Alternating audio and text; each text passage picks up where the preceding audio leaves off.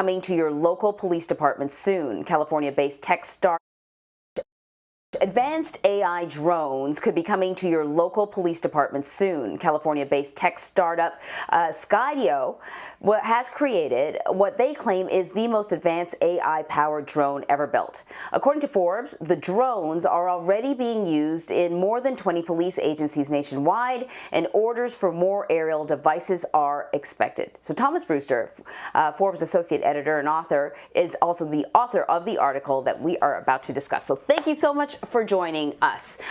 This is a really fascinating topic. You know, people think of drones as kind of something that you use as a hobby or maybe for film crews, but now we're talking about police departments having access and drone flying becoming something that isn't a specialized activity if it can be done sort of remotely on its own. So police officers have been using drones for some time.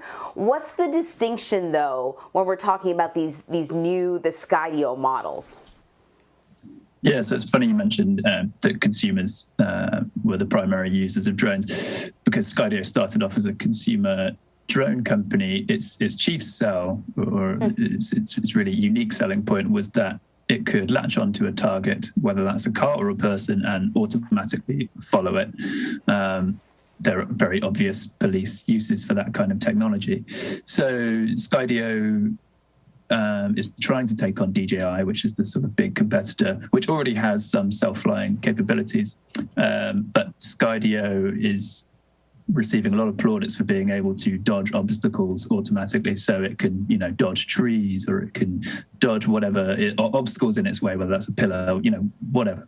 So Skydio is now building its name as this all-American supplier of the automated drone that can follow anyone it wants, as well as, when a pilot is in control, it's very good at avoiding obstacles for the officer who's in control.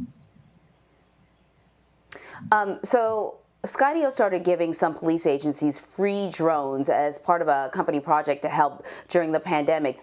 When I read your article, this really jumped out at me, because I think I recall a sort of similar program with one of the doorbells that also records, that they started sort of offering free doorbells to police officers.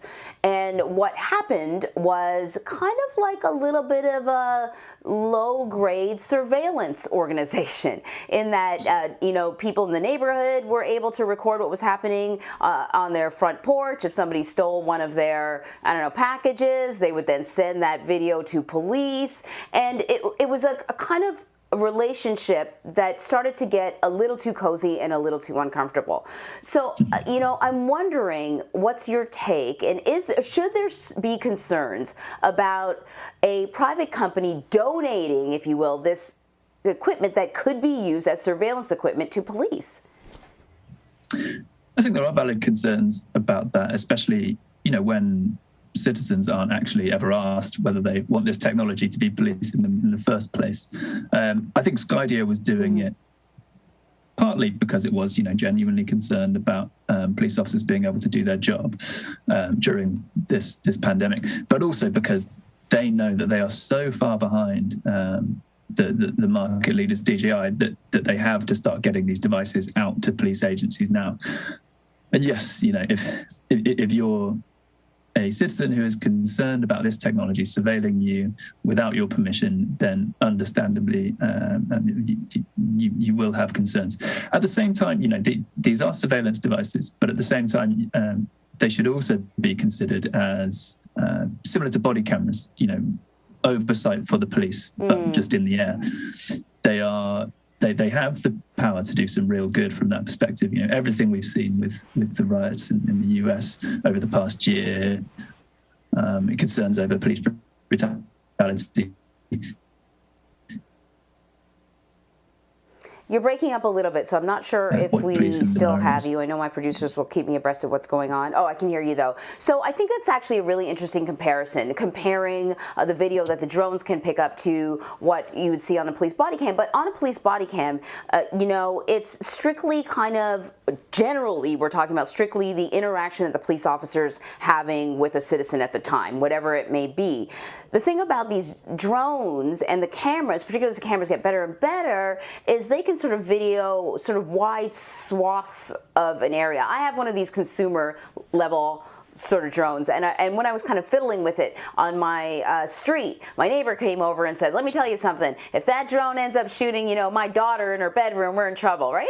And we're friendly, but I got his point that even if that wasn't my intention, I could inadvertently pick up this stuff.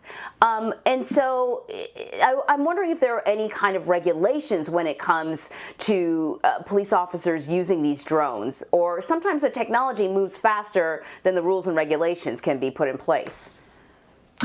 Yeah, certainly. I guess the main concern with, you know, fully autonomous drones flying around the neighborhood, you know, catching onto targets is that, you know, what if they get the target wrong? What if the technology fails and it hits something or someone, or, you know, someone's pet dog, whatever, you know, there is the real potential for harm if these things are allowed to just fly themselves. But yes, there are regulations. The FFA has been very, very cautious when it comes to allowing drone use. So you've got, you're not allowed to fly a drone at nighttime yet, unless you have a waiver, which some police departments do. You're not allowed to let a drone fly out of your control or out of your sight. Again, some police departments are applying for and have waivers, so they are allowed to do this. But at the same time, you know, you've got Skydio now lobbying pretty hard on these issues to try and get the FFA to loosen the rules a little bit. And the FAA, from what I understand, is pretty open to loosening those rules once the technology has been proven. So once they see these Skydio devices in use by police and they're flying around on their own and they can, you know, maybe track suspects, or they can find ways into areas where police couldn't before, maybe the FAA will say, okay, well, we'll start loosening the rules for everyone. You don't have to apply for a waiver. And I personally think that's only a matter of time. It's kind of like with self-driving cars, right? It's only a matter of time until they exist. Same thing for drones. Man, there's so many questions I could ask you about. We could go down sort of the hacking road, but I'm not even going to do that. If it's technology, someone's trying to hack it and they're trying to stop that. So let's put that aside. But let's talk about sort of the legality of the whole thing. If there's a drone that's flying sort of autonomously, no one's controlling it, it happens to pick up illegal activity. There's no sort of warrant per se. Can that video be used in court?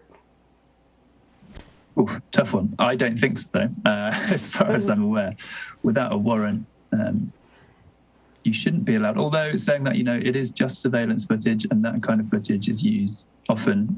I think you mentioned earlier the doorbell devices, which, as long as the users give up the footage that they have, they can it can be used in court. It can be used for evidence. So I think that, again, that's a valid concern. But at the minute, these drones aren't allowed to just fly around on their own, capturing anything that they want.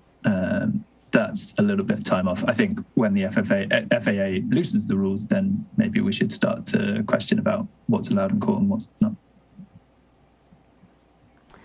Thomas Brewster, fascinating article, fascinating topic. Thank you so much. Thank you very much.